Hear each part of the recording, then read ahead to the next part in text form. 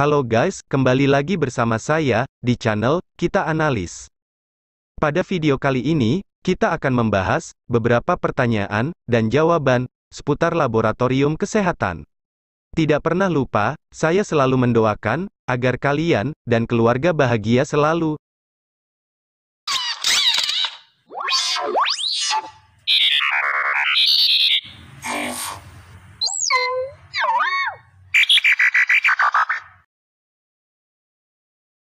Contoh soal yang pertama, sterilisasi yang dapat merusak DNA, dengan cara, membantu struktur siklodimer, sehingga, proses translasi protein terganggu. Menggunakan cara apa sterilisasi tersebut?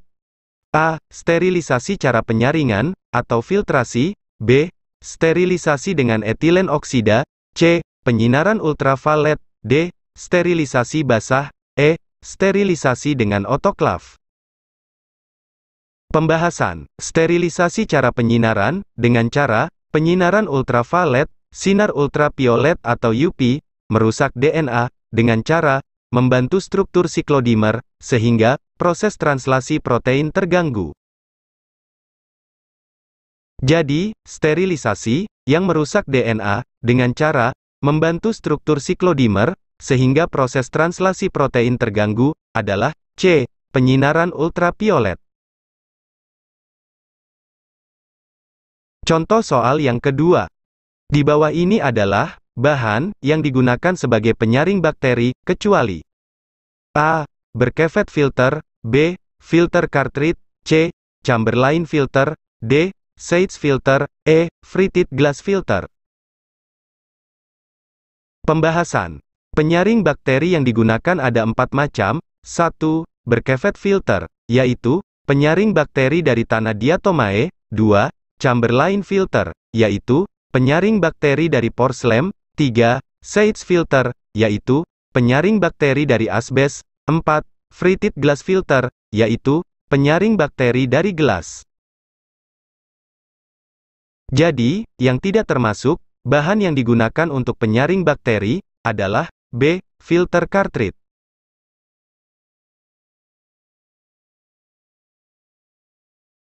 Contoh soal yang ketiga. Sebutkan, warna kantong plastik, yang digunakan, untuk menampung limbah, untuk autoclaving atau pengolahan sejenis, sebelum pembuangan akhir. A. Hitam. B. Kuning. C. Biru muda, atau transparan, dengan strip biru tua. D. Kuning dengan strip hitam. E. Hitam dengan strip biru. Pembahasan. Teman-teman ATLM, silakan pahami pembahasan berikut ini. Warna kantong, biru muda, atau transparan, dengan strip biru tua, digunakan, untuk limbah, untuk autoclaving atau pengolahan sejenis, sebelum pembuangan akhir. Jadi, untuk jawaban nomor 3, adalah, warna kantong biru muda, atau transparan, dengan strip biru tua, yang C.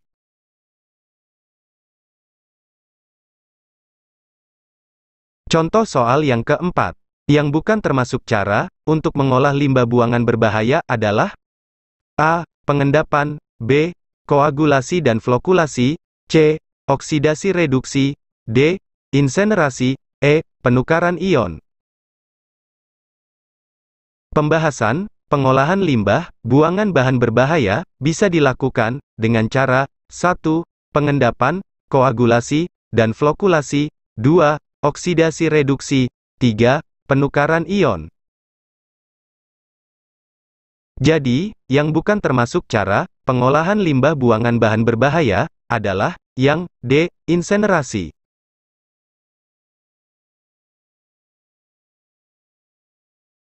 Contoh soal yang kelima. Tindakan apa yang harus dilakukan, untuk menangani kecelakaan kerja, yang disebabkan, terlepasnya bahan infeksius di dalam ruangan? A.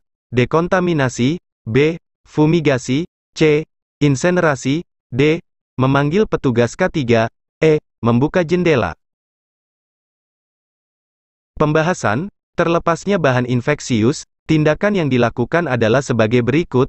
1. Lakukan dekontaminasi ruangan, dengan segera. 2. Gunakan pakaian pelindung diri, yang memadai. 3. Bawalah korban, ke unit gawat darurat rumah sakit terdekat. Ambillah dan periksa darah korban, sebelum dilakukan tindakan medis. Jadi, tindakan dekontaminasi ruangan dilakukan untuk menangani kecelakaan kerja yang disebabkan oleh terlepasnya bahan infeksius. Jawaban untuk nomor 5 adalah A. Dekontaminasi. Pembahasan. Contoh soal nomor 6, sebutkan jenis desinfektan apabila dilarutkan ke dalam etil alkohol dapat membunuh spora. A. Iodium, B. Formalin, C. Natrium hipoklorit, D. Glutaraldehid, E. Alkohol. Teman-teman silahkan pahami poin-poin berikut ini. Pada poin 3, dijelaskan, iodium yang dilarutkan dalam etil alkohol dapat membunuh spora.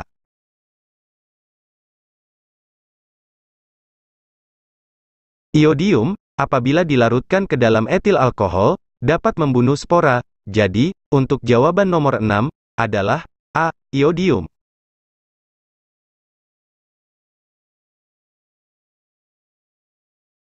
Contoh soal nomor 7, sterilisasi yang digunakan media padat, atau agar, dilakukan dengan cara A. Penyinaran, B. Sinar gamma, C. Kering, D. Gas, E. Basah.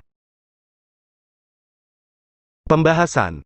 Sterilisasi basah, cara ini dipakai untuk mensterilkan bahan-bahan yang mengandung cairan atau perbenihan-perbenihan yang tidak tahan panas sampai 100 derajat Celcius. Nama alat yang digunakan untuk sterilisasi basah adalah autoklaf. Sterilisasi yang digunakan untuk media padat atau agar adalah sterilisasi basah. Jadi, jawaban untuk pertanyaan nomor 7 adalah sterilisasi basah.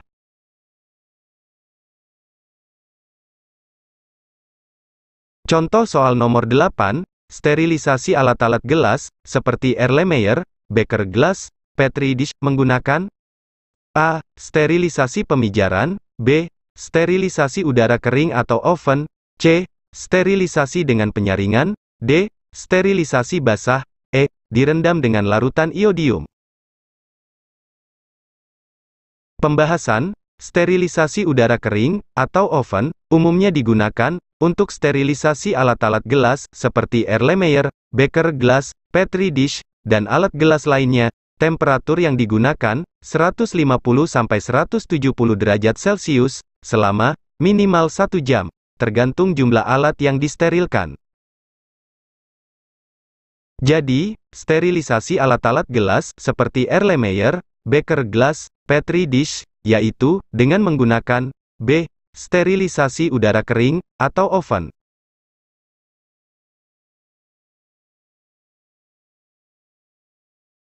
Contoh soal nomor 9, hal-hal yang harus dipertimbangkan dalam memilah dan mengurangi volume limbah adalah, kecuali A. Kelancaran penanganan dan penampungan limbah, B. Pengurangan jumlah limbah yang memerlukan perlakuan khusus dengan pemisahan limbah B3 dan non-B3, C. Diusahakan sedapat mungkin menggunakan bahan kimia non-B3, D. Penampungan limbah harus memadai, diletakkan pada tempat yang pas, higienis, dan ekonomis, E.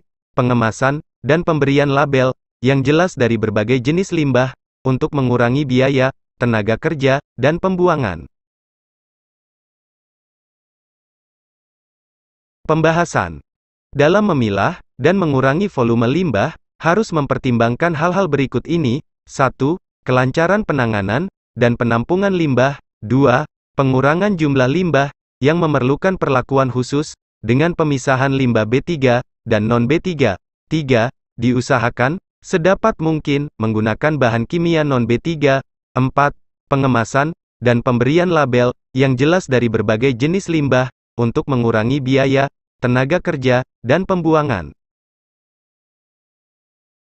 Jadi, yang bukan termasuk hal-hal yang harus dipertimbangkan dalam memilah dan mengurangi volume limbah adalah yang D. Penampungan limbah harus memadai, diletakkan pada tempat yang pas, higienis dan ekonomis.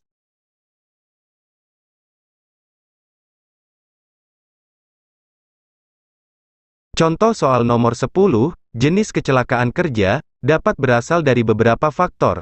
Salah satunya adalah kecelakaan yang disebabkan oleh posisi tubuh yang tidak sesuai dengan postur tubuh saat melakukan pekerjaan, termasuk ke dalam bahaya apa keadaan tersebut. A. Bahaya fisik, B. Bahaya biologi, C. Bahaya faal atau ergonomi, D. Bahaya psikososial, E. Bahaya kimiawi. Pembahasan. Jenis kecelakaan kerja dapat berasal dari faktor fisik, kimiawi, biologi, psikososial, maupun faal ergonomik. Teman-teman ATLM, silakan pahami poin-poin berikut ini. Pada poin E, dijelaskan, bahaya faal atau ergonomi, disebabkan, karena posisi tubuh dalam melakukan pekerjaan, tidak sesuai dengan postur tubuh. Oke, jadi, untuk jawaban, dari pertanyaan nomor 10, adalah, C, bahaya faal atau ergonomi.